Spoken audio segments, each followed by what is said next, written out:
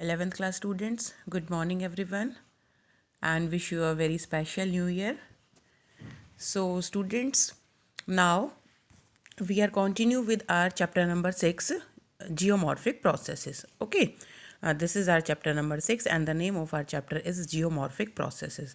Students, in this chapter we will learn about geomorphic processes, that what are geomorphic processes and how these processes are working and many other different things. We will learn about all these aspects. So let me start. Students, before understanding geomorphic processes, it is important to learn about two important forces. Okay, so these two important forces are external forces and the other one is internal forces. So let me explain about external forces and after that I will explain about internal forces. Because if you will not understand about these two forces, then it will be difficult to learn about geomorphic processes. So pay attention everyone. External forces.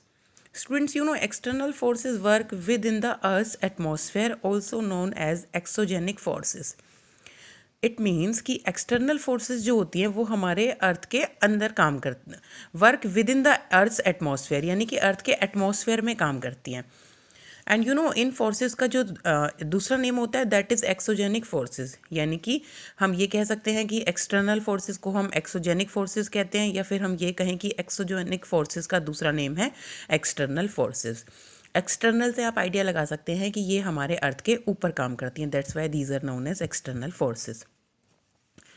The actions of exogenic forces result in wearing down of relief and filling up aggradation. Wearing down is also known as degradation.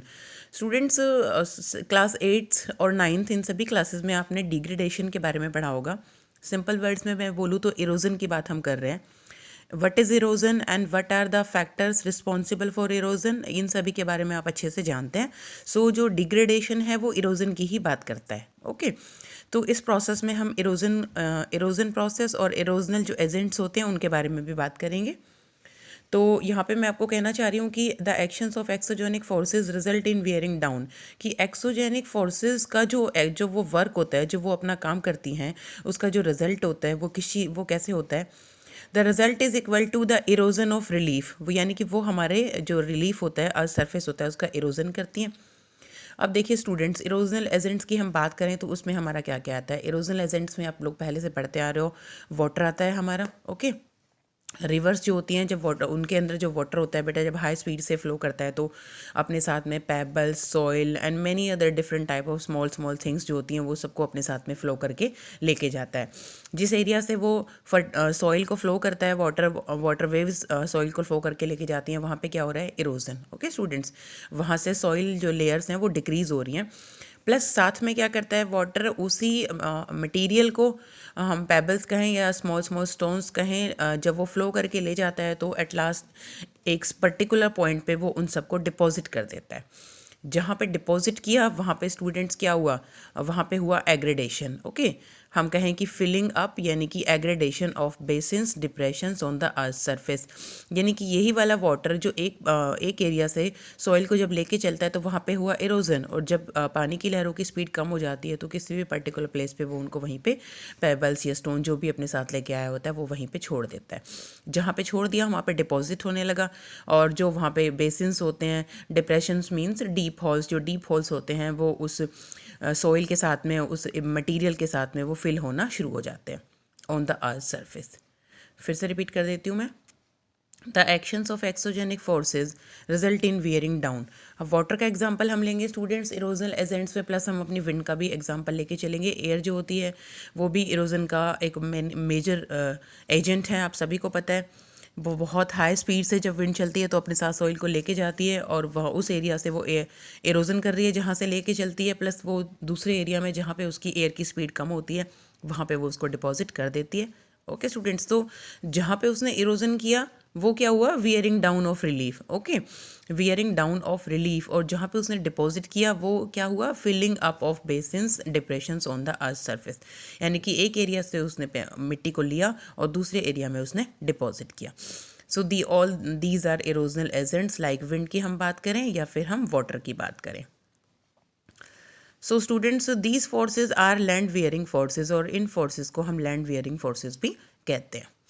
तो ये हमने बात की external forces के बारे में, कहाँ पे काम करती हैं, अर्थ के एटमॉस्फेयर में काम करती हैं, एक्सटर्नल हैं, दैट्स वाई हम इनको एक्सटर्नल फोर्सेस कहते हैं। सेकंड नेम इनका एक्सोजेनिक फोर्सेस हुआ। ओके स्टूडेंट्स, कैसे काम करती हैं, कौन कौन सी इसमें एजेंट्स आते हैं, विंड हमारी आती है इसमें, वाटर हमारा आता है। ओके एक प्लेस से तो ये क्या करते हैं, डिग्रेडेशन करते हैं, प्लस दूसरे प्लेस में ये दोनों इरोजल एजेंट्स एग्रेडेशन करते हैं। ओके स्टूडेंट्स, और जब एग्रेडेशन होता है, फिलिंग अप होता है, तो जो हमारे अर्थ लीफ पे जो भी डीप होल्स होते हैं या फिर लार्ज हम कहें कि वैलीज टाइप जो होता है, वो सभी उस मटेरियल से, यानी कि सॉइल हम कहें, पेबल्स कहें, उससे फिल हो जाता है और फ्लैट लैंड में कन्वर्ट हो जाता है। So this was the explanation about external forces. तो ये हमने एक्सटर्नल फोर्सेस के बारे में पढ़ा। Now we are going to learn about internal forces. अब हम इंटरनल फोर्सेस के बारे में लर्न करने जा रहे हैं। स्टूडेंट्स ध्यान देंगे। Internal forces, as you can identify by the name only, that internal forces work within the earth. Okay students, name से ही आप आइडिया लगा सकते हैं कि इनका नेम इंटरनल है, तो मतलब क्या हुआ कि these forces work with in the earth, यानी कि अर्थ के अंदर ये काम करती हैं। और कौन कौन सी आती हैं इसमें हम देखेंगे। These forces work with in the earth के अंदर काम करती हैं, like volcanoes, movements of plate. जैसे हम बात करते हैं स्टूडेंट्स वोल्केनोज की, वोल्केनोज जब हमारे अर्थ पे आते हैं, so which are the factors responsible for this, the extreme heat in the internal of our earth, this is the factor only. Volcanoes कब बनते हैं बेटा, जो हमारी अर्थ के इंटरनल जो पोर्शन है उसमें बहुत हाई टेम्परेचर है, ये हम सब जानते हैं। जब वहाँ पे टेम्परेचर इतना एक्सट्रीम हो जाता है कि वो हाई टेम्परेचर इंटरनल पोर्शन में सर्वाइव नहीं कर पाता, तो वो क्या करता है बेटा, वो जो हमारा फिर उसके बाद वोल्केनोज आते हैं। तो वोल्केनोज की प्रोसेस क्या होती है कि हमारा अर्थ का जो सरफेस होता है उसको ब्रेक डाउन करता है, और वो जो लावा होता है, जो मैग्मा होता है, लाइक अ फायर, जिसका टेम्परेचर फायर के जैसा होता है, हमारी अर्थ की वो सरफेस को तोड़ के और ऊपर आ जाता है। This is the process of a volcano. यानी कि वोल्केनो का ओरिजिन कहाँ से हुआ, from the internal forces of our earth. Okay, movements of plate और प्लेट्स और plate tectonics, theory of plate tectonics के बारे में आपने पढ़ा है। अर्थ का जो इंटरनल पोर्शन है वो प्लेट्स से मिलके बना है, many large sizes of plates. Okay students, और इन प्लेट्स की मूवमेंट होती रहती है, हॉरिजॉन्टल मूवमेंट भी इन प्लेट्स में होती है, प्लस वर्टिकल मूवमेंट्स भी इन प्लेट्स की होती है। Okay, so these forces are known as endogenic forces, और इन फोर्सेज को हम क्या कहते हैं, एंडोजेनिक फोर्सेज कहते हैं। इंटरनली वर्क करती हैं तो इनका नेम इंटरनल फोर्सेस भी हो गया है। Okay students, you know these forces continuously build up parts of the earth surface, और ये जो फोर्सेस होती हैं ये लगातार हमारे अर्थ के सरफेस के जो पार्ट्स होते हैं उनको बनाती हैं। लाइक हम एग्जांपल लेके चलते हैं, अपना माउंटेन्स का एग्जांपल लेके चलते हैं। माउंटेन्स हम अपनी सरफेस पे देखते हैं, कहाँ से है, which are the factors. Okay student, so these internal forces are responsible for the making of different types of mountains and many different other relief features. So these forces are responsible for the development of different features on our earth. So students, these are internal forces. Okay so आपको क्या करना है, इन दोनों forces के बारे में thoroughly अच्छे से रीड आउट करना है।